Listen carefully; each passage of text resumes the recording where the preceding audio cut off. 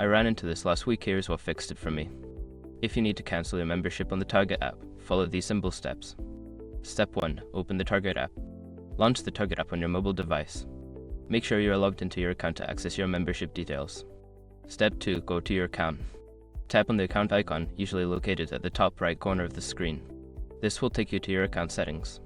Step 3. Find membership options. Scroll down to find the membership section. Here, you will see details about your current membership and options to manage it. Step 4. Select Cancel Membership. Tap on the option to cancel your membership. You may be prompted to confirm your decision, so be sure to read any information provided. Step 5. Confirm cancellation. Once you confirm, you should receive a notification that your membership has been successfully cancelled. Check your email for a confirmation message as well.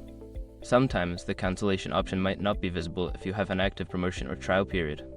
If that happens, you may need to wait until the trial ends. I hope this helps you navigate the process smoothly. If you have any questions, feel free to ask.